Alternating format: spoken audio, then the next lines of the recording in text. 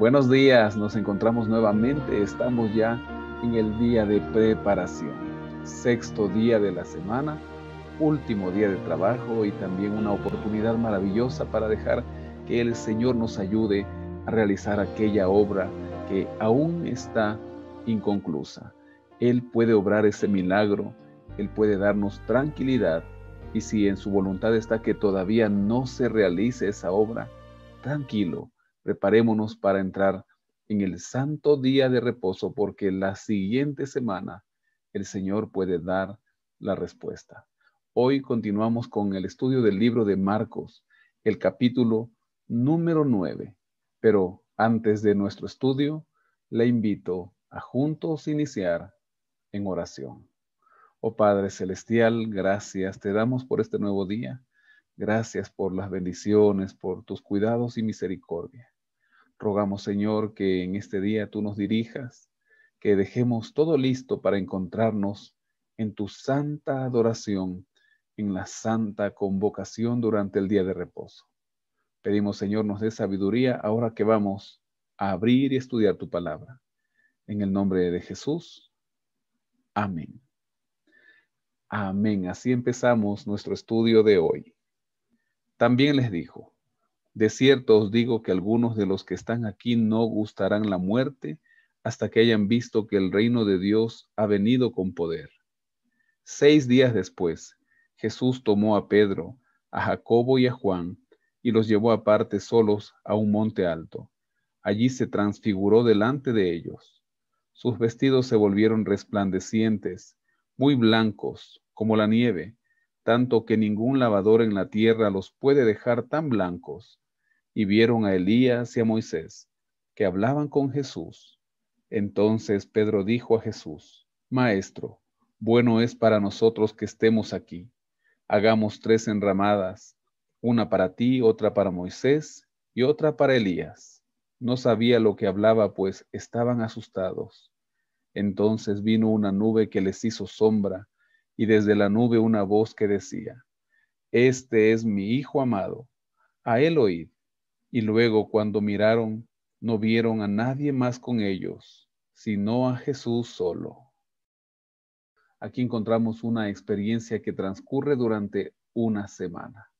En un día, de acuerdo al versículo 1, les dice: algunos de los que están aquí no gustarán muerte hasta que hayan visto el reino de Dios, que ha venido con poder. Y el Señor se refería a lo que sucedería 6 días después, aquel día en donde Él se transfiguró y estuvo junto a Él Moisés, en representación de los que resucitarían el día de su segunda venida, y Elías, de aquellos que serían transformados, que no verían la muerte. Pero también estuvo presente el Padre, de quien escuchan los discípulos su voz decir: Este es mi Hijo amado, a él oíd. Mientras descendían del monte les mandó que a nadie dijeran lo que habían visto, hasta que el Hijo del Hombre hubiera resucitado de los muertos. Por eso guardaron la palabra entre sí, discutiendo qué sería aquello de resucitar de los muertos. Le preguntaron diciendo: ¿por qué dicen los escribas que es necesario que Elías venga primero? Respondiendo él les dijo: Elías a la verdad vendrá primero y restaurará todas las cosas, pero ¿no dice la Escritura que el Hijo del Hombre debe padecer mucho y ser despreciado? Pero os digo que Elías ya vino y le hicieron todo lo que quisieron, como está escrito de él. Tras estar confundidos después de ver la transfiguración, de escuchar la voz del Padre y también de ver a Moisés y a Elías que habían descendido y estaban en aquella reunión con Jesús, ahora el Señor les dice que no lo digan a nadie hasta después que el Hijo del Hombre haya resucitado. En la mente judía de aquella época no cabía un Mesías que debía morir y resucitar, mucho menos un Mesías sufriente, un Hijo del Hombre que después de haber muerto por la humanidad, necesitaba resucitar de los muertos. Así que ellos se sienten más confundidos y ahora preguntan: pero Señor, ¿por qué dicen que Elías debe venir? Y el Señor les responde aquello que los profetas habían anunciado acerca del Mesías sufriente, y luego les recuerda que Elías ya había venido, pues, como ya lo dijimos en el Evangelio de Mateo también, se refería a Juan el Bautista, quien prepararía el camino del Mesías.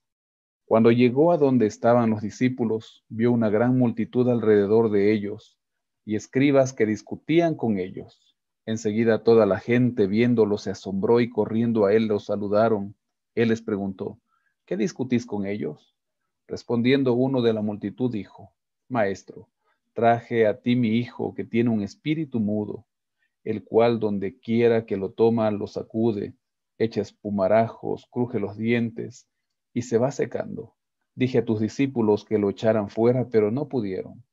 Respondiendo él les dijo, generación incrédula, ¿hasta cuándo he de estar con vosotros? ¿Hasta cuándo os he de soportar? Traédmelo. Se lo trajeron y cuando el espíritu vio a Jesús, sacudió con violencia al muchacho que cayó al suelo revolcándose y echando espumarajos.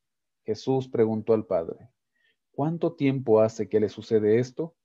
Él dijo, desde niño, y muchas veces lo arroja al fuego o al agua para matarlo. Pero si puedes hacer algo, ten misericordia de nosotros y ayúdanos. Un hombre había traído a su hijo con un espíritu mudo. Otras versiones mencionan con un espíritu que no lo dejaba hablar o un espíritu que lo había dejado mudo. Este padre aborda al maestro y le dice que sus discípulos no pudieron sacarlo. Y el Señor les dice a todos los que estaban ahí, pero se refería exclusivamente a los fariseos, generación incrédula, ¿hasta cuándo estaré con vosotros? Jesús le dijo, si puedes creer, al que cree todo le es posible. Inmediatamente el padre del muchacho clamó y dijo, creo, ayuda a mi incredulidad. Cuando Jesús vio que la multitud se agolpaba, reprendió al espíritu impuro diciéndolo, espíritu mudo y sordo, yo te mando que salgas de él y no entres más en él. Entonces el espíritu, clamando y sacudiéndolo con violencia, salió y él quedó como muerto, de modo que muchos decían, está muerto. Pero Jesús, tomándolo de la mano, lo enderezó y se levantó. Cuando él entró en casa, sus discípulos le preguntaron aparte, ¿por qué nosotros no pudimos echarlo fuera? Y él les dijo, este género con nada puede salir, sino con oración y ayuno. El Señor libera de aquel demonio al pobre muchacho. Ahora era libre. Su padre estaba muy agradecido. ¿Qué padre hoy no estaría agradecido si el Señor libera a su hijo de aquellas situaciones, aquellas cosas que lo están alejando de la vida eterna? Nosotros necesitamos orar mucho por nuestros hijos.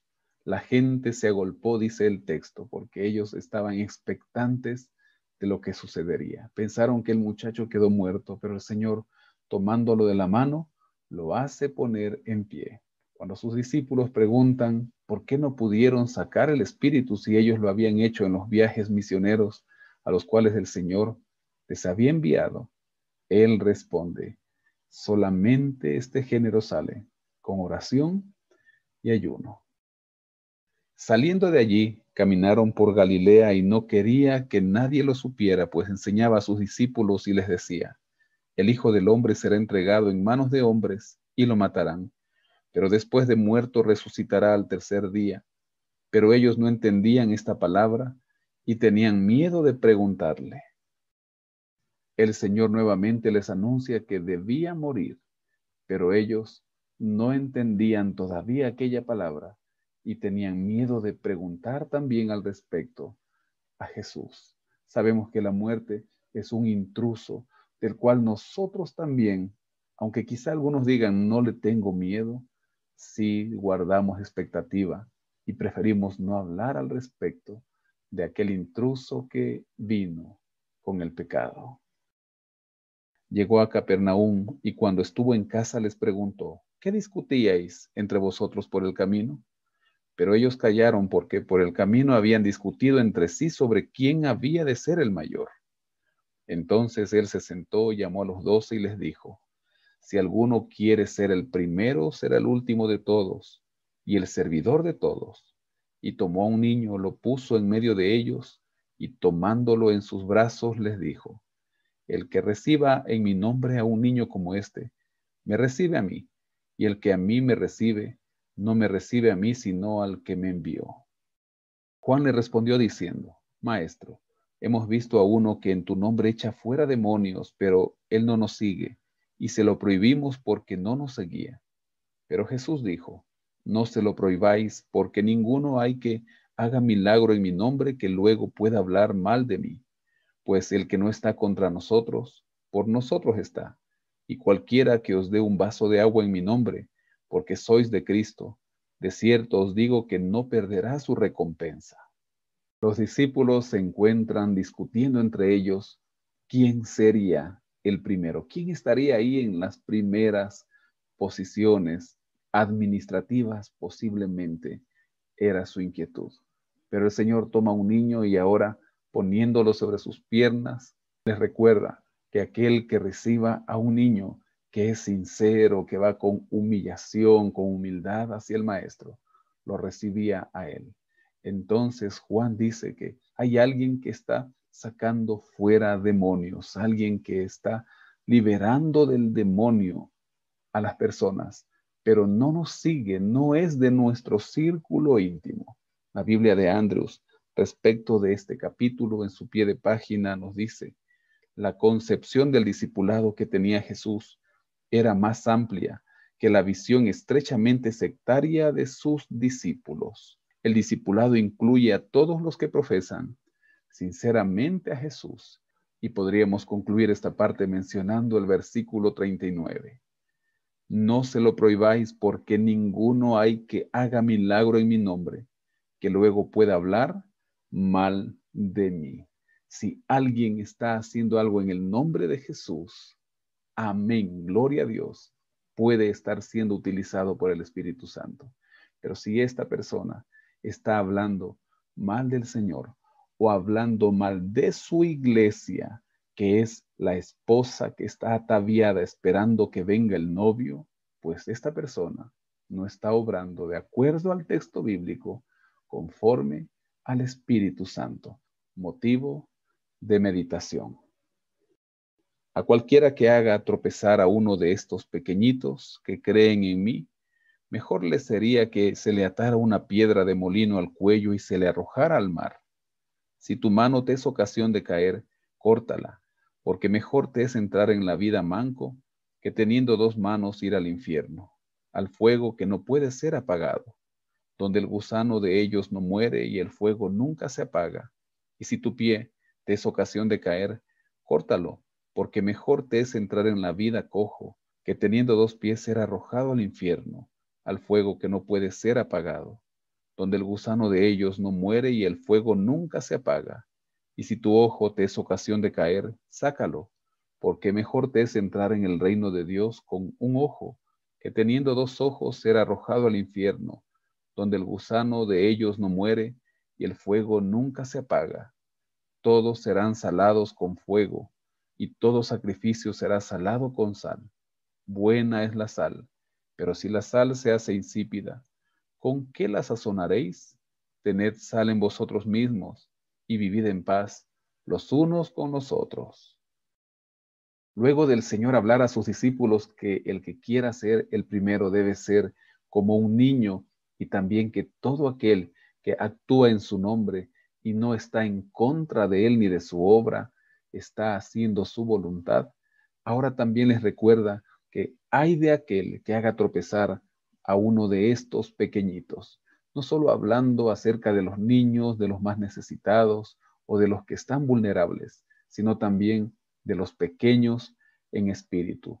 Hay de aquel que hace tropezar espiritualmente a una persona, diciéndolo así metafóricamente para que tengamos cuidado de cómo utilizamos cada uno de los sentidos que el Señor nos dio, especialmente las avenidas del alma.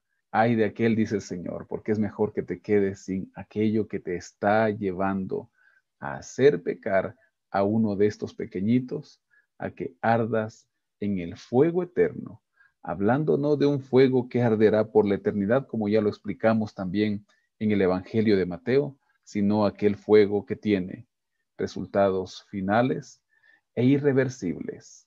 Por eso concluye este capítulo diciendo, buena es la sal, recordándonos que nosotros somos la sal del mundo, somos quienes debemos ponerle sabor a la vida de las personas en tu barrio, en el lugar donde te encuentras, en tu lugar de estudio, de trabajo y en tu mismo hogar. ¿Hay amargura? No debe haberlo. Usted debe ser aquella persona indicada, que tenga sal en usted mismo, pues el Señor es el único que le da sentido y gusto a la vida, y que viva en paz junto a los que lo rodean. Hoy es día de meditación mientras terminamos nuestra jornada de trabajo. Es día de oración, por eso le invito a que terminemos también juntos en oración. Padre Celestial, gracias Señor, porque tú nos llamas la atención cada día, porque tú nos recuerdas que un día el Señor volverá en gloria y majestad y nos dará ese día la recompensa, la cual anhelamos, que es la vida eterna. Pero ahora necesitamos, Señor, preocuparnos por nuestro prójimo. Y queremos hoy día orar por nuestro prójimo más cercano, aquellos que viven junto a nosotros, esposo, esposa, hijos, familiares que quizá están bajo nuestro techo. Señor, que seamos ejemplo para ellos, que juntos perseveremos en oración, que juntos, Señor, caminemos en tu palabra, para que cuando Cristo vuelva, tengamos la maravillosa oportunidad de recibir la corona de la vida. Pero mientras tanto, Señor, hoy queremos ser la sal, ser quienes le dan el gusto, el sabor a la vida de aquellos que nos conocen. Danos tu Espíritu Santo. Ayúdanos, Señor, a ser ejemplo y testimonio. Hoy pedimos nos perdones, Señor. Perdona nuestras faltas, limpia nuestras vidas. Ponemos este día en tus manos, orando en el nombre de Jesús. Amén. Amén. Que el Señor le guarde, tenga una excelente y bendecida jornada.